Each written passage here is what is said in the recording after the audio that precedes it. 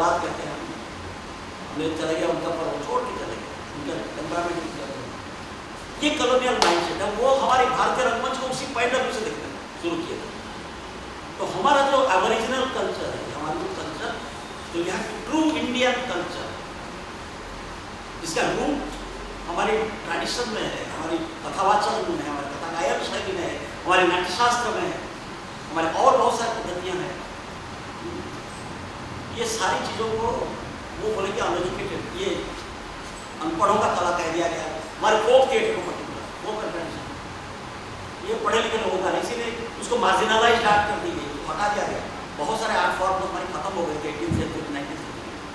बहुत सारे art form जो मतलब जो हमारी पहचान है वो खत्म हो गई।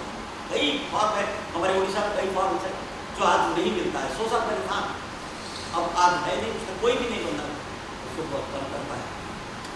तो गवर्नमेंट बहुत कोशिश, एकेडमिक कोशिश करता है कि कोई नया निकल के आए, इंस्टीट्यूशन में उसको पैट्रोनाइज करने की कोशिश की जा रही है। ऐसे उदाहरण के तौर पर प्रहलाद में मुगल तमसा एक फॉर्म जो कि मुगल पीरियड से चली आ रही है, सूफी कल्चर का है। इससे पीर बाबा होते हैं ना, और हरिकथा दोनों का ऐसे मिला दीजिए कि ये तो गंगा जमनी तहजीब है, हमारे भारत की परंपरा, इसमें ना कोई हिंदू है ना कोई मुसलमान है, पर ये सबको बांट दी गई बात। तो हिंदू है, मुसलमान, क्रिश्चियन, शूद्र, तो ब्राह्मण, तो पंडित, ये सब अपनी जेब भरने के लिए की गई, आराम से राज कर सके। डिवाइड एंड रूल वाली पॉलिसी था नहीं। तो तब उसी समय ये बहुत जरूरी था कि इंडियन पॉइंट ऑफ व्यू से भारतीय अस्मिता हम कह सकते हैं, इंडियन आइडेंटिटी जो मेरी अपनी कल्चर है, उसको उसकी तलाश में हमारे बहुत सारे नए निर्देशक निकल के आ गए। और उसको गवर्नमेंट ने भी उसको पैट्रोनाइज किया। एक ऐसा मूवमेंट चला जो 1950-55 से शुरू हुआ था। अंधा युग से ही हम मान लेते हैं, अंधा युग 1955 का। उसके बाद से न्यू मूवमेंट स्टार्ट हुआ, थिएटर ऑफ रूट्स, आप लोगों को पता होगा है। थिएटर ऑफ रूट्स मूवमेंट, जिसका पूर्वाधार आप कह सकते हो कमलम नारायण पाणिकर, विवेकाराम, हबीब कर्मी, बाद में नेक्स्ट जनरेशन में रघुविंदम, और हमारी पीढ़ी तक चलता रहा। अभी तो जब ग्लोबलाइजेशन हुई 1990 का बाद बदला है, बट ये इसी दरमियान मैंने तभी 75 को आइडेंटिफाई किया, क्योंकि ये रूट मूवमेंट्स अपने पीक में पहुंच चुका था, हाई बदल हो चुका था। तुगलक नाटक लिखा गया, आषाढ़ का एक दिन, नादी अवरी, ये सारे नाटक अपने भारतीय रंगमंच जो महान नाटक जो है ऑलरेडी सेटल हो चुके थे, और एक खास प्रोसीडियम स्टाइल में लिखा गया। देखिए आषाढ़ का एक दिन नाटक, मैं आधे की बात नहीं कर रहा हूँ, आषाढ़ का एक दिन टोटली कॉलोनियल माइंडसेट है। भले ही भारतीय नाटक है, पर सीन डिविजन्स, उसकी जो कैरेक्टर भले इंडियन है, पर उसकी स्टाइल ऑफ राइटिंग पूरा यूरोपियन। तो अभी मैं उसके ऊपर बहस हो सकता है। उस नाटक को मैं कभी इंडिया नहीं मानता, उसके अंदर तत्व भारतीय है, इमोशन इंडियन है, पर उसका प्रेजेंटेशन स्टाइल जो है यूरोपियन। ऐसे बहुत सारे नाटक और भी है। तो ये नाटक उसके उसी के साथ साथ हाइवर एक नाटक है, घासीराम कोतवाल दूसरा नाटक बिल्कुल अलग। आप देखिए, क्योंकि ये नाटक रूट मूवमेंट्स एक बगावत के तौर पे निकला है। हाइवरन नाटक है या घासीराम कोतवाल नाटक है, उर्दू में लिखा हुआ नाटक, ये एक बगावत करते हैं, क्योंकि हमारी भारतीय परंपरा को भूलने की तरह, जो कि हम इसमें नहीं है। अंधाई का स्टाइल ऑफ राइटिंग तो ग्रीक है, ग्रीक तो सीन के बीच में एक गाना होगा, तो हमारी परंपरा में भी है, हमारे नाटक में भी है। पर वो कोरस का जो कंसेप्ट है, हमारे यहाँ कोरस नहीं है, गायकी है, तो वहाँ वो कोरस को उठाया, उन्होंने एक एक्सपेरिमेंट करने की कोशिश की गई है। पर ये स्वाधीनता का बाद की रंगमंच का विस्तार है। इसी समय पे एक और एक नाटक का आता है, वो बादल सरकार। बादल सरकार एक रेडिकल है, रेडिकल मतलब एक नए पृष्ठभूमि को जन्म देता है। 68 में लिखा क्या नाम है, एवं इंद्रजीत, कॉमन मैन्स की लाइफ को लेकर। उसके पहले राजा महाराजा की कहानी, ये वो सब चलता, अंधाई राजा महाराजा की कहानी, आषाढ़ का एक दिन हमारी मिथोलॉजिकल स्टोरी या हमारी इंडियन हिस्ट्री के हिस्टोरिकल कैरेक्टर है, जबकि वो कैरेक्टर इमेजिनरी हो सकता है, उसमें बहुत सारे कैरेक्टर इमेजिनरी है, बट कथा कालिदास की आधे अधूरे में एक भारतीयता की बारे में बात की गई, इसलिए मैंने कहा आधे अधूरे बात नहीं करो। वो नाटक हमारी अपनी, क्योंकि स्वाधीनता जो भारतीय रंगमंच की हुआ है उसमें जो गांव शहर में बदल रहा था, लोग नौकरी के लिए भाग रहे थे, गांव की जो विस्तार है, तो हरिवदन आषाढ़ का एक दिन में देखने को मिलता है, एक विस्तार, एक लैंडस्केप है, वो आधे अधूरे में ऐसे सिकुड़ता है, एक कमरे में सिकुड़ जाता है। इसीलिए दोनों नाटक पार्ट 1 पार्ट 2 हो सकता है। तो मोहन राकेश पार्ट 1, मोहन राकेश पार्ट 2 इस तरीके से भी खेला जा सकता है। तो पार्ट 2 में जो है वो हमारी बात करें कि कैसे सावित्री अपना एक नौकरी करती है बेचारी, औरतों का नौकरी करना उस समय इतना ये नहीं था, पर वो एक बगावत है, उसका नौकरी करना हमारे समाज के लिए बहुत बड़ा है, इसीलिए बहुत मॉडर्न है। आधे अधूरे आषाढ़ का एक दिन से बहुत कई ऊंचाई पर, आषाढ़ का एक दिन से जो आप लोग, क्योंकि हमारी ईगो सेटिस्फाई करना है, क्योंकि उसका भाषा जो है हमारी, ऐसा लगता है कि हमारी हिंदी का वो ठोस भाषा है, बट मैं उस नाटक को ज्यादा ऊंचाई पे नहीं समझता। वो लिखना आसान है, बट दूसरा नाटक लिखना मुश्किल है। तो इसलिए आधे अधूरे नाटक, और उसके बाद जो बादल सरकार का नाटक, ये नाटक बिल्कुल जो एवं इंद्रजीत में क्या है कि अमल विमल कमल 3 कैरेक्टर होते हैं, और तीनों कैरेक्टर एक ताल में है। अमल विमल कमल 1 2 3 1 2 3 दा दिन दिन दा दा दिन दिन दा दा दा दा दा, इंद्रजीत है। तो थोड़ा सा ब्रेक करता है ताल में भी, क्योंकि नाम में भी ये 3 अक्षर है, 4 अक्षर। इंद्रजीत उसका ताल अलग है, अमल विमल कमल इंद्रजीत उस ताल में नहीं बैठे, तो इसलिए कहीं वो ताल को ब्रेक करता है। तो उसका प्रस्तुति हुआ था 75 में मोहन महर्षि, 1975 में मोहन महर्षि का नाम सुना होगा। मोहन महर्षि जी ने दिल्ली में इसने किया था हिंदी में, और रामगोपाल बजाज ने इसका अनुवाद किया पहला। ये नाटक उस समय आई ओपनिंग प्ले था कि कॉमन मैन लाइफ, शहर की जो भागम भाग, और उसके बीच में एक आदमी एम्बिशियस हो जाता है, हर आदमी चाहता है कि भाई पैदा हुए माँ बाप मैंने डिसाइड कर दिया बच्चा का पूरा भविष्य, नौकरी करेगा, फलाने को शादी करेगा, फिर बच्चे होंगे, फिर रिटायर कर जाएगा, उसके बच्चे बड़े होंगे, फिर बच्चा वही काम करेगा। तो एक रिपीटेशन ऑफ लाइफ, ऐसा एक रिपीटेशन, शादी न जन्म, शादी मृत्यु, नौकरी, जन्म नौकरी शादी मृत्यु, तो 4 चीजें फिर ये रिपीट करता है। और उसमें आपको सोचने की जरूरत नहीं है, your thought has been conditioned by your parents, by family, by society. Amal Vimal Kamal. Indrajit दूसरा सोचने लगता है, वो इस तरीके से नहीं सोचता। अब वो अपना मौसी के बहन को प्यार करने लगता है, नाटक में है लिखा अपनी मौसी की बहन मानसी है उसका नाम, और शादी की जब बात आती है मानसी टल जाती है, मना कर देती, नहीं मैं तुम्हारी मौसी की बहन, प्यार तक तो ठीक है, शादी नहीं कर सकती, नहीं। समाज क्या कहेगा, लोग क्या कहेंगे, ये क्या वो क्या। अब इंद्रजीत होता है जब ये सब का तुमने मुझसे प्यार क्यों, तब इंद्रजीत भागना चाहता है, सब छोड़ छाड़ कर अपना गाँव जमीन छोड़ के अमेरिका चला जाए, लंदन से नाटक करते, लंदन लगा कि उस समय लंदन जाते थे, आजकल यूएसए जाते हैं। तो आप जैसे कहीं भी भेजो, हम हिंदुस्तान छोड़ के बाहर आए, तो मुझे क्या नहीं रहना, तो भगोड़ा बन जाता है। फिर वहाँ जाके क्या, वो भी उसी डर में कहता है मैं सुसाइड करूँगा, कई बार अटेम्प्ट किया है मारने के लिए। बादल सरकार अपनी कहानी को, अपनी लाइफ को उसको वो गए थे प्रोफेसर के पास, वापस आए, वो नहीं जमा नहीं, फिर चले जाने से नहीं था, वहाँ झेलना, क्योंकि सेंसिबिलिटी इंडियन है ना, माइंड सेट इंडियन का है। तब यहाँ आके 3rd थिएटर की बात करते हैं, बहुत बड़ा ध्वनि लगता है 3rd थिएटर, ध्वनि होती है, ऐसा कुछ नहीं है, बहुत सरल भाषा में अगर हम समझते 3rd थिएटर क्या। बादल का साथ मेरा बहुत घनिष्ठ संबंध रहा है, उनको बंगाल के हैं, हम उड़ीसा के हैं, नजदीक स्टेट है। इसके अलावा मैंने उनका 3-4 नाटक में काम किया हूँ, डिजाइन भी किया हूँ, एक्टिंग भी किया हूँ, शुरू के दिनों वर्कशॉप में उनका अटेंड किए। तब मैंने उनको एक दिन पूछा, दादा बताओ थाट थिएटर क्या आप लोगों ने सुना हुआ है? बहुत बड़ा ऐसा स्कॉलरली लगता है ना, बहुत बड़ा स्कॉलर।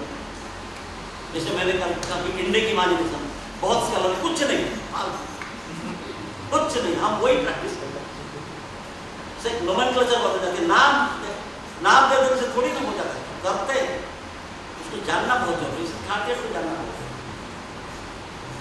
तो बादल को पूछा, दादा थाट थिएटर क्या है? सब लोग कहते हैं थाट थिएटर, थाट थिएटर, आप जरा मुझे समझाओ। बोले कि तुमको किसने कहा थाट थिएटर? उनका आपने किताब वापस किया, मैंने पढ़ा है, कुछ समझ में नहीं आया। उन्होंने किताब लिखा है थाट थिएटर, समझ में नहीं आया। बादल को उसमें बहुत ज्यादा रंग लगाने की कोशिश की, पर असलियत में जो है उनसे अगर बात किया जाए तो समझ में आता है। उन्होंने कहा कि अच्छा तुम बताओ फर्स्ट थिएटर क्या है, सेकंड थिएटर क्या है? तभी तो थर्ड थिएटर होगा। तो एक पहला थिएटर होगा, एक दूसरा थिएटर होगा, अब एक तीसरा थिएटर, अब तुम चौथा थिएटर लिखो इसके बाद। उन्होंने ऐसे मजाक, फिर फोर्थ थिएटर तुम करो, उनका करेंगे जरूर, पर पहले तुम तो समझाओ थर्ड थिएटर क्या है, चौथा बात में। बोले कि नहीं, फर्स्ट थिएटर जो हमारा colonial theatre, colonial British theatre, तो ब्रिटिश थिएटर मतलब इंग्लिश थिएटर नहीं, तो हमारी प्रोसीनियम थिएटर, जिसमें एक डिस्टेंस होती है, ऑडियंस हो रहा है, दूरी होती है, और उसकी अपनी डिसिप्लिन है, उसके लाइट्स होती है, सेट होगा, डिजाइन होती है, एक सेंसिबिलिटी उसकी अलग होगी, ठीक है, एक पॉलिश्ड होगा, एक पढ़े लिखे लोगों का रंगमंच होगा, एक इंटरप्रिटेशन होगा, स्क्रिप्ट में कैरेक्टराइजेशंस होंगे। ये है फर्स्ट थिएटर। सेकेंड थिएटर हमारा folk tradition. Folk and tradition theatre में क्या चीजें होती है जो इसमें नहीं होता? ट्रेडिशनल थिएटर्स में आप देखो उसकी एनर्जी होगी, उससे उत्साह होगा, उसमें मेलोड्रामा होगा, उसके अंदर इम्प्रोवाइजेशंस होंगे, उसके हो सकता है कहानी ना हो, आइडिया को डेवलप करने से गाँव में कथावाचक सोचते हैं उनके पास कौन सी कहानी, वो कोई स्टोरी नहीं होता, आज कुछ करेंगे कल उसी स्टोरी को दूसरे ढंग से कर देते हैं।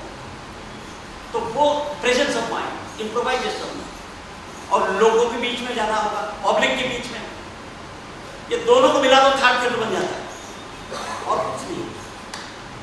बादल सरकार की प्ले स्ट्रीट में होगा, आप सिनेमा में भी कर सकते हो, स्ट्रीट में भी कर सकते हो, पब्लिक के बीच में होगा। अगर दरवाजे की जरूरत है, एक आदमी खड़ा होगा, दूसरा आदमी से खड़ा हो जाए तो दरवाजा बन गया। कुर्सी की जरूरत है, घुटने पे आधा तुम्हारी पीठ को बैठ जाएगा। फोक थिएटर में सब होता है। उसके साथ साथ कैरेक्टराइजेशंस होंगे जो कि फास्ट थिएटर से आए, बिना कैरेक्टर में नहीं हो सकता, चाहे वो उनका पगला बना हो, एवं इंद्रजीत हो, बाकी इतिहास हो, बासी खबर हो, भोमा, जितने भी नाटक में वो उसमें कैरेक्टर्स हो और एक साइकोलॉजिकल परफॉर्मेंस होगा जो कि यूरोपियन थिएटर से है। टॉल्स हाउस अगर आपने पढ़ा होगा समझ सकते साइकोलॉजिकल रियलिज्म क्या होगा, ये होगा ही होगा, कैरेक्टर का अपना अंतर्द्वंद होगा, कॉन्फ्लिक्ट, ये सब जो है फास्ट थिएटर। सेकेंड थिएटर से उन्होंने अडॉप्ट किया परफॉर्मेटिव, परफॉर्मेंस टाइप, तब दोनों को जब मिलाते हैं तो बादल सरकार का नाटक पैदा होता। तो ये मैंने यहाँ से अपने डिलीट का टॉपिक यही से स्टार्ट, बाबा तारा अमीर तनवीर या इब्राहिम हल्का जी इनके बारे में पहला चैप्टर में लिखा हूँ उसका, मतलब जस्ट इंट्रोडक्शन, बट एक्चुअली काम वहाँ से शुरू हुआ डिलीट का। तो एक्चुअली मेरा एजुकेशन का शुरुआत, पीएचडी जो मेरी हुई थी वो मैं अपने गुरु के बारे में लिख लिया, मुझे ज़्यादा पढ़ने लिखने की जरूरत नहीं पड़ी। मैं बीवी करात के काम को कर किया, मेरे गुरु है, गुरु के साथ मैंने इतने सारा काम किया, मुझे एनालाइज करना पड़ेगा। एनालाइज तो नहीं कर सकता, अब उनके बारे में लिख सकता हूँ, ग्रंथ लिखा जा सकता है, पर एनालिसिस नहीं है। मुझे तो अब लग रहा है कि पीएचडी बच्चों का काम था, वो मैंने ज़्यादा समय नहीं दिया, बट इसमें मैंने इसको एनालाइज करने की कोशिश की, क्योंकि मेरे जो कसर पीएचडी में रह गया था, मैंने सोचा कि इस डिलीट में कंप्लीट करना पूरा करना। तब हमने पढ़ना शुरू किया। 2012 से एक्चुअली मैंने इंटेलेक्चुअल ग्रोथ स्टार्ट किया। किताबें कलम है, हमारे कई यूनिवर्सिटीज़ के प्रोफेसर हैं जो मुझे इंस्पायर किया कि पढ़ो, सिर्फ करने से नहीं होगा, पढ़ना पड़ेगा। वो थिएटर के डिपार्टमेंट्स के एक भी टीचर मुझे इंस्पायर नहीं, दूसरे डिपार्टमेंट, हमारी एक फ्रेंड है केमिस्ट्री, बहुत बहुत बड़ा विक्रेता है, बहुत बड़ा वैज्ञानिक। उन्होंने अब जब तक रात को 2 बजे 3 बजे पर लैब में अब केमिस्ट्री डिपार्टमेंट और थिएटर डिपार्टमेंट एडजस्टेड बिल्डिंग है, तो इसलिए हम रात को जब रिहर्सल खत्म करके जाते थे, वो अपने लैब में बुला देते थे, आ जाओ बैठते, तो 2-3 घंटे का मैंने इतना इंस्पायर करता है एक टीचर, मेरे से उम्र में छोटा होगा, अब उसमें छोटा बड़ा तो कुछ होता ही नहीं ज्ञान। तो उन्होंने कहा कि तुम्हें काम करो, तुम्हारी सैलरी से हर महीने 5,000 रुपये का किताब। अब थोड़ा सा इंटरेस्ट था तो मैंने हाँ कर दिया। तो वो हमने एक लाइब्रेरी छोटा सा अपना सर्विस करने की कोशिश की। अब आज वो थोड़ी बड़ी हो गई है, तो हर महीना में किताब करता हूँ, 5,000 का 10,000 हर मंथ में एक साथ अगर नहीं खरीद सकता है, किसी महीने तो 1 लाख का, किसी 2-4 महीने 6 महीने में 1 लाख का किताब खरीद सकता हूँ। तो ऐसा ही होता है, एक अपना लाइब्रेरी बहुत इंपॉर्टेंट हो गया। किताब कोई जरूरी नहीं है कि आप हर किताब को पढ़ोगे, और संभव नहीं है, क्योंकि आप सिर्फ पढ़ते रहे रजनीश की तरह 50,000 किताब पूरी जीवन भर में, अब मैं काम कब करूँ? और वो रजनीश ने पढ़ा 50-60 हज़ार किताब, तो उनका बात से बोलना होता है ना, वो बोल देते हैं हमको तो करना होगा ना, थिएटर कब करूँगा फिर अगर ये सब करूँ, और किताब कब काम आती है? जब आप रिसर्च करते, जब आप लिख रहे होते किसी चीज़ के ऊपर या कहीं कर रहे हो, तो उस लाइब्रेरी में ढूंढोगे, तब किताब आपका मदद उसको अंडरलाइन करना पड़ता है। तो ये रिसर्च मेथोडोलॉजी में भी एक प्रोसेस है कि how to do a research, library research करवाते हैं, स्टडी क्या होता है।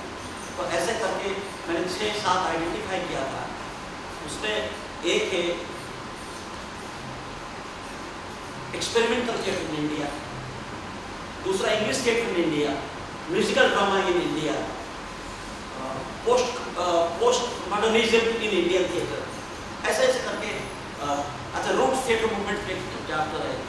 फिर विजुअल थिएटर से इंडिया, कितने लोग हमारे मेरी तरह काम करते हैं, बंसी कौल करते हैं, संजीव करते हैं, रविंदास से लोग जो थिएटर विजुअल्स को याद करते हैं, पेंटिंग्स के साथ जोड़ते हैं नाटक, पर्टिकुलर रतन के मन बंसी कौल, मैं हम 3 लोग करते ही है, तो भी एक अलग चैप्टर बन जाता है। तो इस तरीके से हमने 7 7 स्ट्रीम्स ऑफ इंडियन थिएटर अपने नाम दिया उसको, तो सब आके भारतीय रंगमंच में ऐसे जोड़ते हैं। जब ये काम कर रहा था, इसी में से ही निकला, चीजें एक से दूसरा निकलती है, इसी में से निकला है कि जब हम विजुअल थिएटर पर काम कर रहे थे, अब हैदराबाद यूनिवर्सिटी, कल भी मैंने बोला था सिनोग्राफी टॉर्म जो है, जिसका ऊपर मैं किताब लिखा हूँ, मेरी किताब है लाइब्रेरी में, एक दिन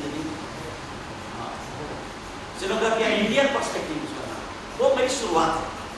तो बिल्कुल बेसिक किताब, मतलब बच्चों के लिए वो किताब हमने लिखा, क्योंकि इतने चीज़ें उसमें मैंने डाला हूँ, कहीं एक जगह पर नहीं मिलता। और पहली बार भारतीय रंगमंच में एक डिज़ाइन ओरिएंटेड बुक, इसके पहले कोई किताब ही नहीं है।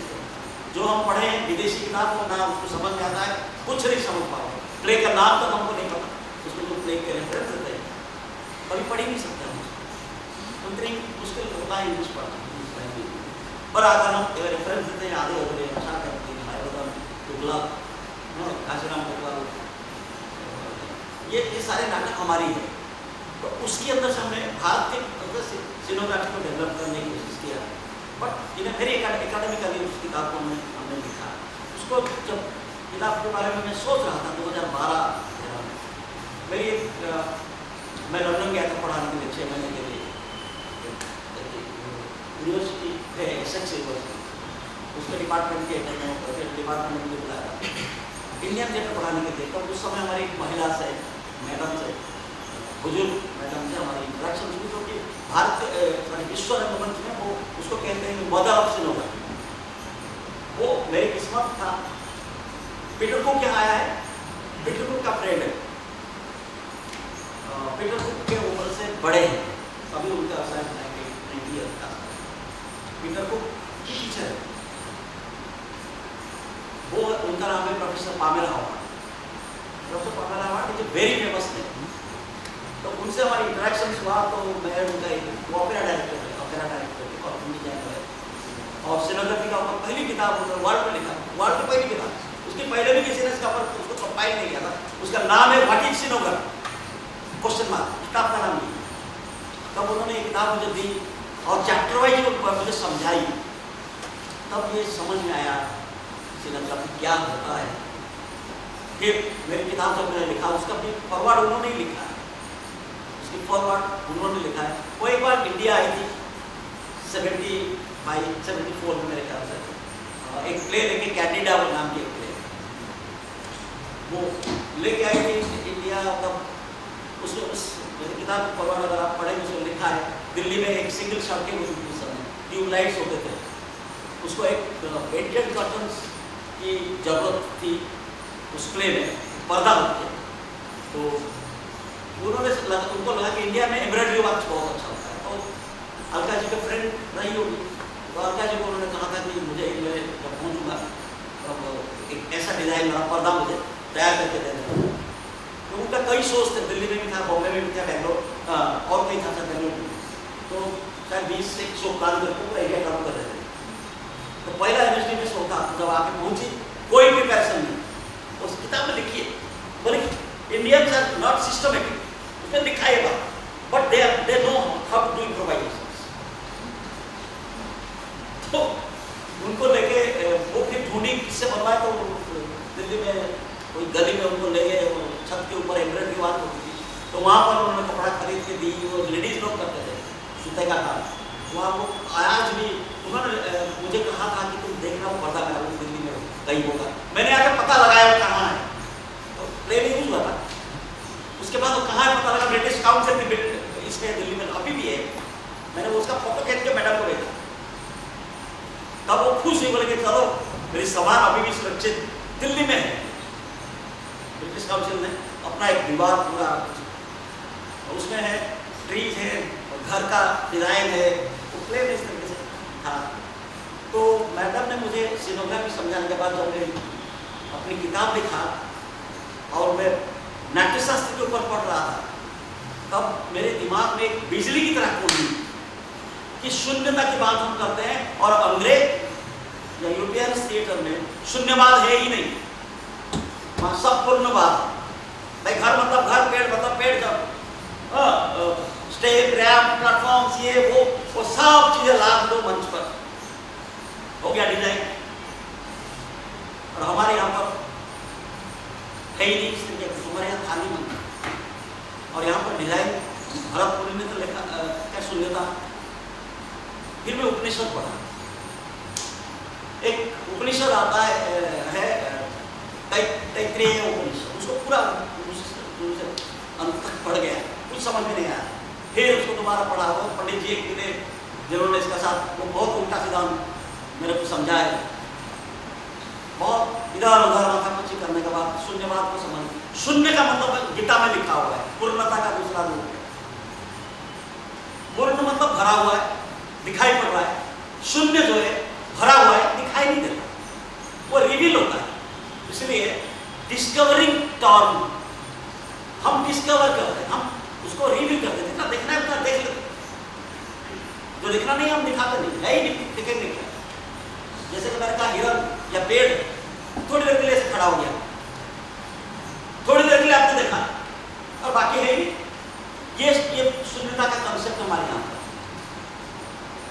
एक अनदर कंसेप्ट आया, तो हमारे स्पेस की जो कंसेप्ट है, स्पेस एंड यूनिवर्स, स्पेस को हिंदी संस्कृत में आकाश कहा है। आकाश, आकाश का मतलब बहुत इंटरेस्टिंग मीनिंग है आकाश, हमको शायद नहीं मालूम होगा आकाश क्या। चलो हम कहते हैं आकाश, आकाश क्या है? कुछ नहीं है, शून्य है। पर आकाश का मतलब समथिंग दैट रिवील्स, वो अपीयर कर, उसके अंदर में चीजें अपीयर होते हैं और डिसअपीयर होते हैं, ये आकाश का मतलब है। Something appears out of that and disappears in that. जैसे कि हमारे यहाँ क्या नाम है, ब्लैक होल्स, ब्लैक होल्स शून्यता का एक प्रतीक है। हर चीजें, यही ग्रह नक्षत्र उसी के अंदर में चले जाते हैं, वो कहाँ जाते हैं, गायब हो जाते हैं, फिर वहां से निकलते हैं। तो देखना और ना देखना, अपीयरिंग और डिसअपीयरिंग के बीच में हमारी भारतीय रंगमंच होता है। ये जो कंसेप्ट है धीरे धीरे धीरे धीरे टाइम लगा, 10 साल पकने में, तब मैंने नया टर्म निकाला, इंडिक इमेजिनेशन। भारतीय नहीं, इंडियन का मतलब भारतीय, इंडियन का मतलब है भारतीय संस्कृति, हमारी जो वैदिक संस्कृति, हमारे वेद उपनिषद पुराण, उसकी एक प्रिंसिपल्स जिस रंगमंच में यूज होता है वो इंडियन है, वो चाहे वो अमेरिका में या अफ्रीका में या लंदन में कहीं भी है। सिंबलिज्म ये जैसे अनुरूप रूप नहीं है, अनुरूप रूप की तरह, जैसे मैं हिरण का रूप कर रहा हूं, मैं हिरण नहीं हूं, आपको ऐसा किया तो आपको हिरण दिखाई दिया ना, हिरण ये नहीं है, तो ये तो मेरा हाथ है। अगर मैं मुखोटे लगाता हूं तो हिरण, आप तो बात निकाल दो तो भी वो कैरेक्टर हिरण का है, मुखोटा गाय का नहीं होगा, वो हिरण का ही रहेगा। वो क्या बात, वो वहां पर रिप्रेजेंट कर रहा है हिरण। मैंने जब हाथ को ऐसा किया, ये रिप्रेजेंट नहीं कर रहा, हिरण को कभी ऐसे ऐसे हिरण दिखा है क्या? So it is not a representation, ये रिवील करता है थोड़ा सा, रिविलेशन मैंने इसको डाला, रिविलेशन या रिवील होता है, और आपकी माइंड में हिरण दिखाई पड़ता है तो जंगल में, आपके माइंड में ये नहीं दिखाई देता। सो ये जो हमारी जो transformation of object depending upon the situation और कॉन्टेक्चुअल है, ये इंडियन से मतलब एक और इसके ऊपर मैंने ये मेरी अभी एक अंदर बच रही है, अभी प्रक्रिया में हूँ, जो बिल्कुल इंक्यूबेशन पीरियड कहते हैं उसको, अभी प्रकाशित नहीं, कोई प्रकाश नहीं है, अंदर चल रहा है। तो कल मैंने थोड़ा सा इसके ऊपर बात की, तो ये इसके ऊपर मेरी रिसर्च है। बाकी हरी अनंत हरी कथा, thank you very much giving such opportunity. अगर कुछ सवाल है तो आसान से बस।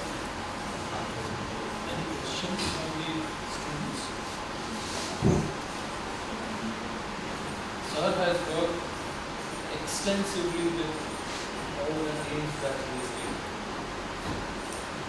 B.B. Karanji, Karanji, Nancy Kaurji. So you may want to ask some questions related to that. What was your own production?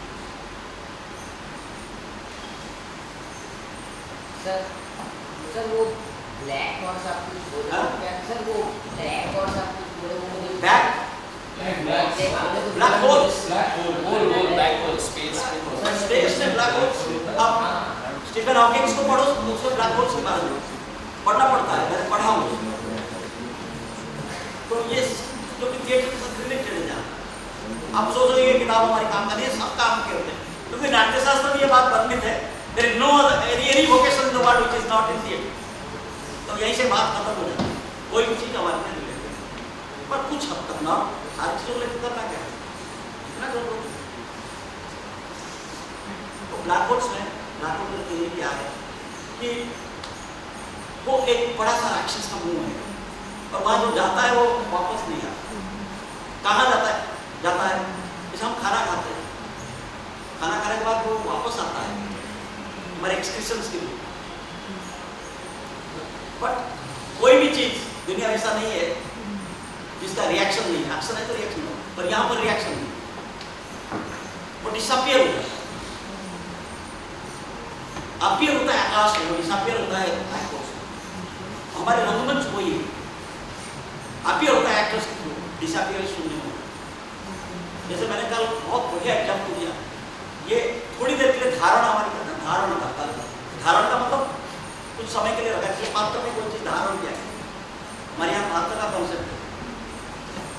तो मान लीजिए अभिज्ञान शकुंतला में दुष्यंत हिरण के पीछे भागते हुए धनुषोक्ति पकड़े हुए, धनुषोक्ति को धारण किया, अपने शरीर के माध्यम से धारण किया, कोई उसके लिए प्रॉपर्टी नहीं आता। तो ये पकड़ा हुआ है, ये एक मुद्रा है, सुंदर से मुद्रा है, सिखा रहा है भाई, कपिल के तरफ सिखा रहा है, जा रहा है डांस के साथ हमारी, और उसका मैं छोड़ रहा होता है ना, धनुष से ना तीर कुछ नहीं, दर्शक के माइंड में जंगल की हरी हिरण दिखाई। यहाँ पे एक इंटरेस्टिंग बात क्या है, कहाँ से लेके आता है, अगर यूरोपियन कंसेप्ट हम सोचते हैं, कॉलोनियल माइंड में हम सोचेंगे, तीर कहाँ होता है, कंधे पे होता है, और नहीं ये क्या धनुष है, तीर क्या होता है, ठीक है, और वो कहीं से भी तीर को यहाँ ला सकता है, और यहाँ छोड़ दिया, तो उसके लिए ये रखना और ये करने की जरूरत नहीं है, तो यहाँ हवा में सब अब कोई डांसर आप देख लीजिए समझ में आ जाएगा ना, हमारे जो डांसर वैसे अर्धचंद्र देखा था चांद सिंधी की याद का चांद, ये मुद्दा बना के और चांद। तो विज्ञान से मतलब हमें बड़ी इंटरेस्टिंग हमने डिस्कवर किया था, जब दुष्यंत किरण को मारने जा रहे होते हैं तो उसी वक्त मारने के टाइम पे एक आवाज आती है कि आश्रम का अपने को मंतव्य नहीं, आश्रमों को ले आऊँ ना मंतव्य ना करके